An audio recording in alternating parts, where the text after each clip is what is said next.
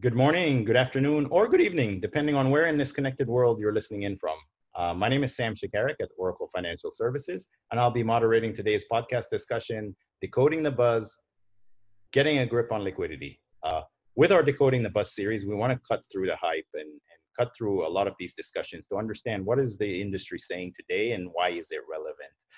And we take a view of things on based on many different topics. Today's topic is a topic that's at the heart of many of the issues with corporates and their banking partners is liquidity management. And especially in the new landscape that we're all going through, the pandemic continues to run its course throughout the world. But in the process, it's also exposed a lot of gaps between banking capabilities and what corporate clients are looking for today. Corporates today, especially today, even though a lot of these issues and heartburns are lingering issues, in today's atmosphere and in today's new environment, corporates need to be able to recover quickly. And to do that, they need agility, they need efficiency, they need insights and clarity, many of which are lacking today.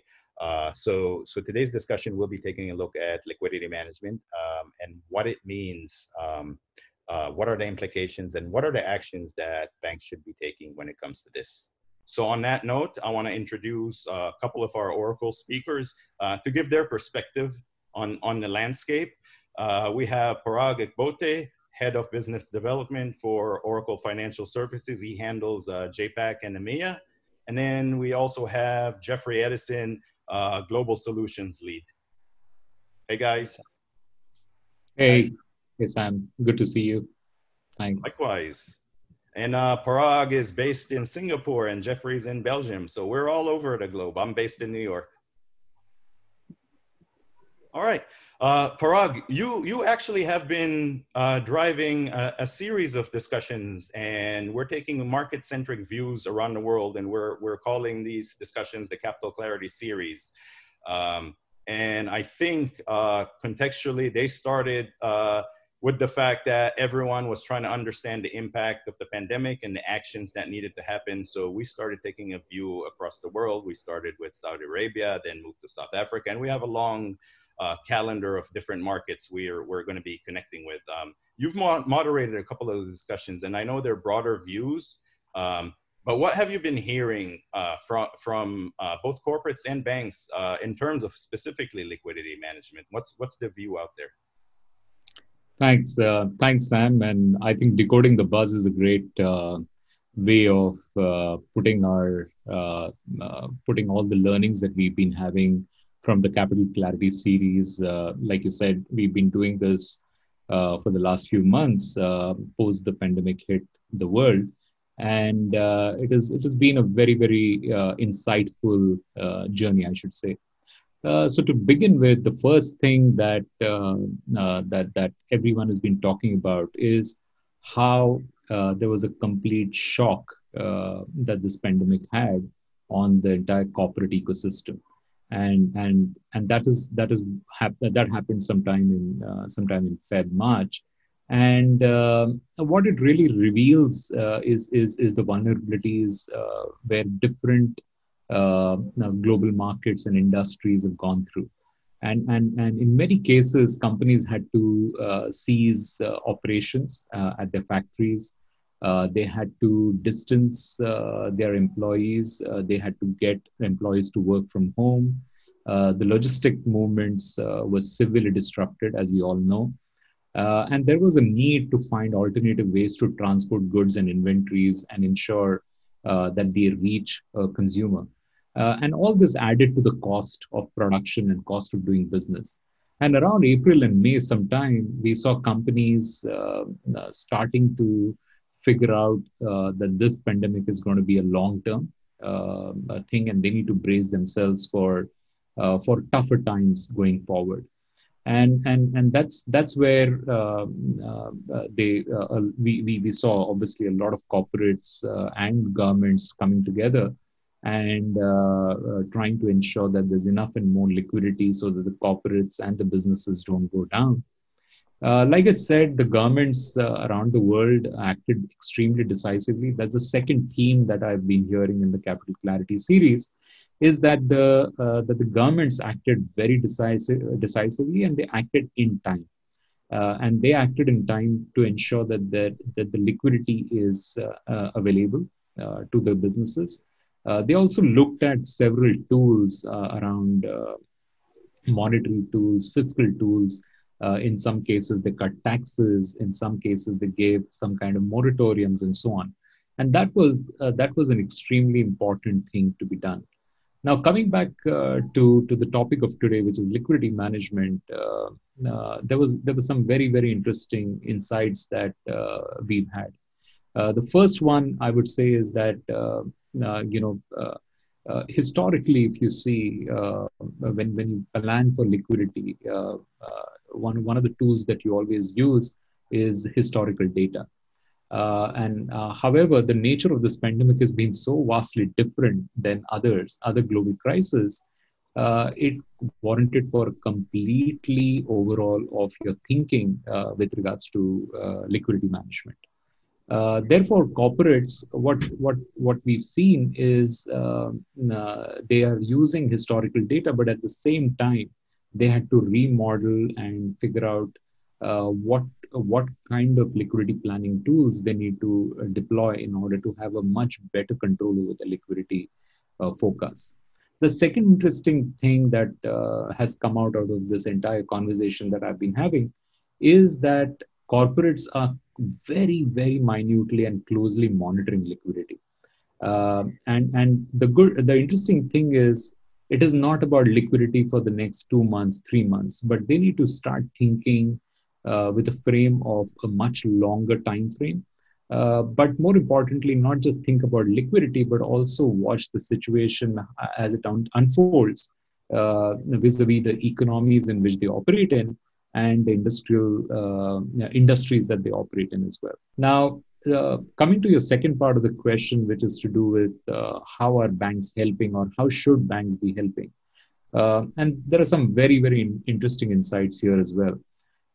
What we've seen is that the first and the foremost thing that banks were required to do was to ensure that they secure and extend the lines of credit, because that was an absolute must. The second interesting thing that the corporates were asking from banks was about cash visibility and cash forecasting, going back to the point that I was making earlier, which was around liquidity.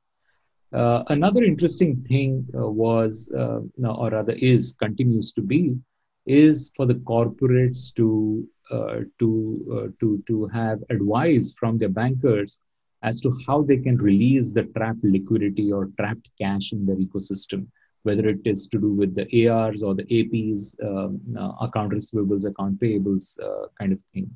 Another interesting thing on the liquidity side, which banks ought to do, is to figure out how can a corporate ensure that the supply chain is well oiled. When I say well oiled, I mean ensuring that the physical supply chain has enough and more support from the in the financial supply chain as well. So the physical supply chain having good support from the financial supply chain as well, and that's where I'm looking at banks providing services such as factoring or reverse factoring kind of services.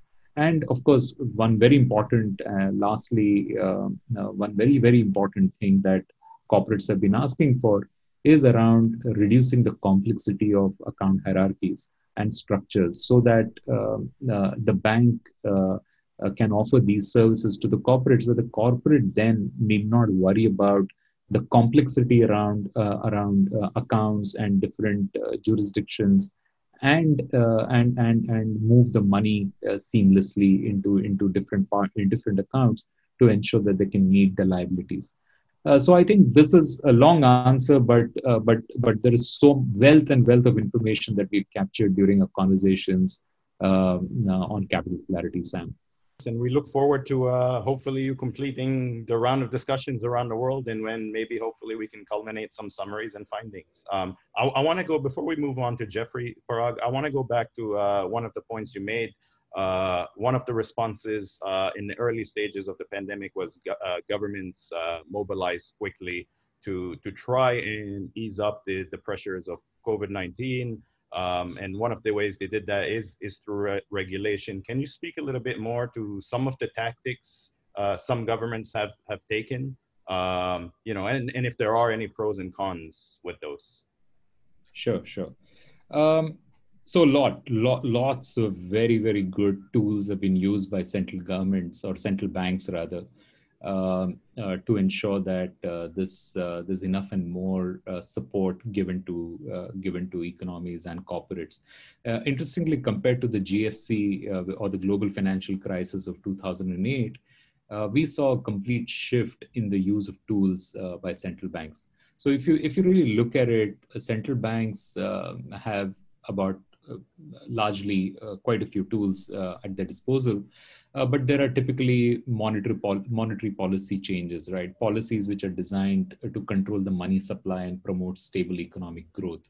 That is as far as monetary policies are concerned.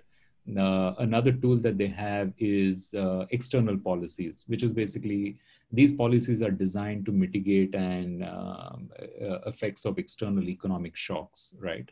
That's another tool that they had. Another tool that they use is really, policies they design to support the banking system in the times of crisis like these, right? And this was clearly a very, very major crisis, which is basically, this was a crisis, a health crisis, but there was a very, very big impact on the economy and the well-being of the people, and therefore it had a huge economic impact on people as well. So therefore, policies which were designed to support the banking system. And then there are obviously policies that central governments set up for the borrowers themselves.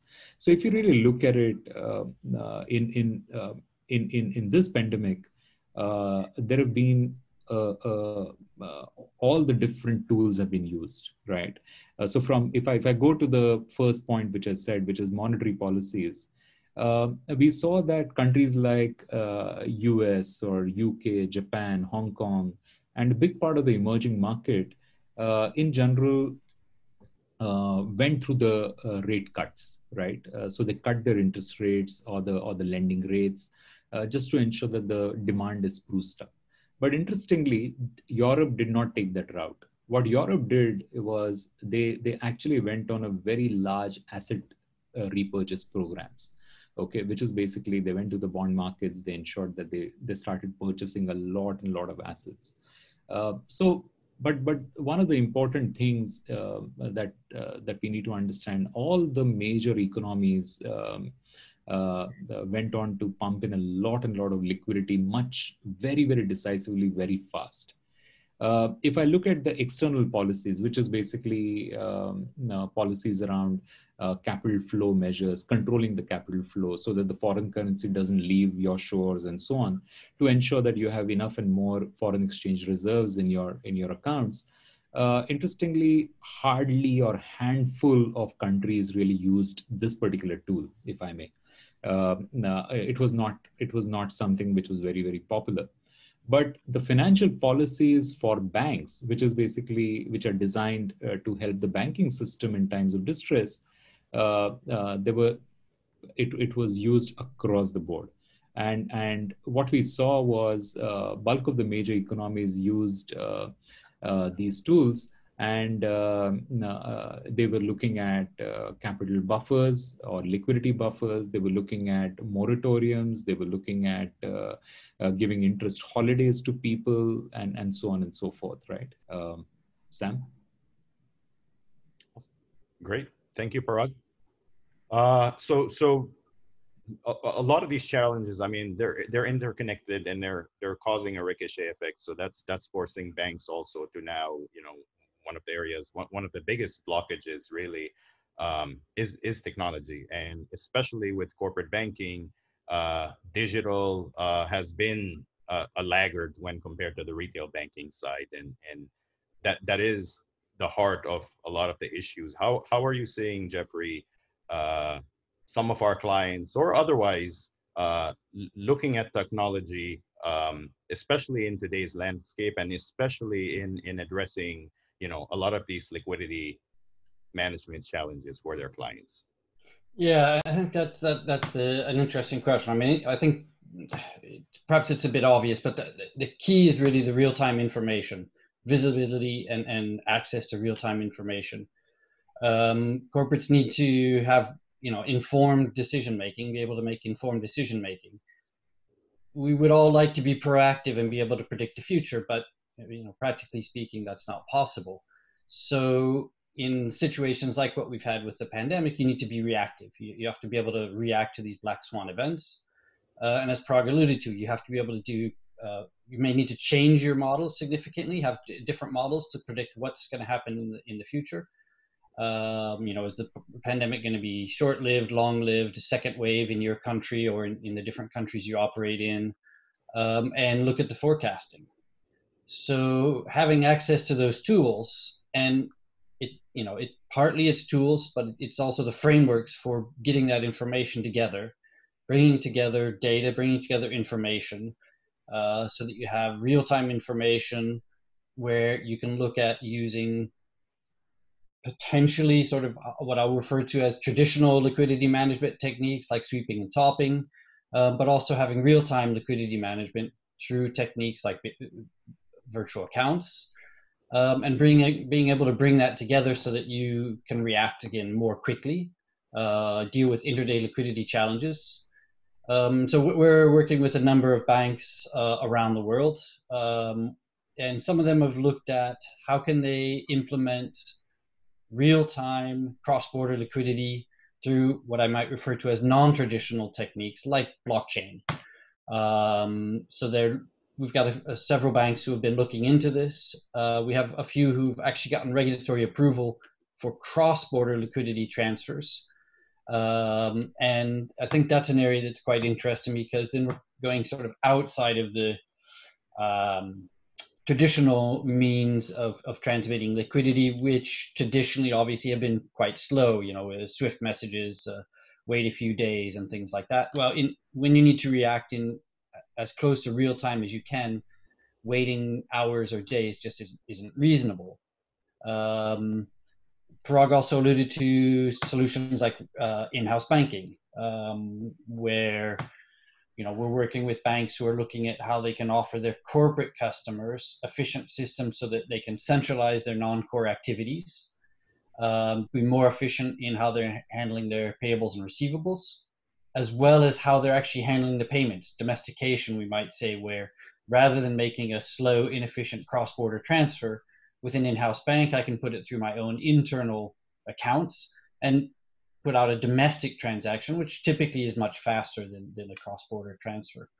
So again, going in towards the real-time, looking at real-time information, but also real-time access to the cash that you have, the visibility on the cash that you have, and also the control of that cash that you already have. I think that's really been key in this area from a sort of technology, customer point of view, corporate point of view. And you talk about this visibility. There's a number of statistics out there. One of the ones I see commonly is about 1/3 of corporates, maybe 1/3, have real-time information on their cash positions. Maybe. So one of the strongest arms of Oracle is data, but data by itself is not going to paint the picture unless it's used and processed correctly. So how are predictive analytics shaping a lot of this clarity, if you will? Because I feel like data with the right analytics is the heart of the capital clarity engine that paints the better picture. Yeah, but and I think I love to give the sort of counterpoint to sort of maybe prove the truth of that, of what you're saying there, Sam. Is I've worked with several corporate customers where they have the right information, but they have it at the wrong time. So they have cash flow information, they have their position information, but it's days or weeks out of date, and so it's completely unreliable. It makes no sense for you to gather together a bunch of information, try to predict the future when the information you're using is already in the past. So I think that's the challenge, is to take this amount of information that the corporates are holding, information, and it's a massive amount of information that the banks are holding, and usually banks with plural. Corporates typically work with numerous different banks around the world. So the physical and virtual account information, the payment and collection information that is on the bank side, and on the corporate side, the information that they have in their ERP and TMS systems about their expectations on the accounts payable, accounts receivable, and bringing that all together so that you're able to provide the bank or the provider solution is able to provide accurate information to the corporate decision makers in a timely manner. As I say, it's no point in having the information a week late. So it's being able to manage that data that you need to bring together so that you can accurately analyze it, and from that do predictive analyses, predictive analytics, so that we move from being very reactive, particularly in the times of crisis, to being able to be proactive even in the times of crises. I think that to me is key. Thank you both. Parag, is getting late, so good night. And Jeffrey, good evening. And we look forward to hosting the next podcast discussion with you. Thank you, everyone. Thank you. Thank you. Thanks. Great initiative.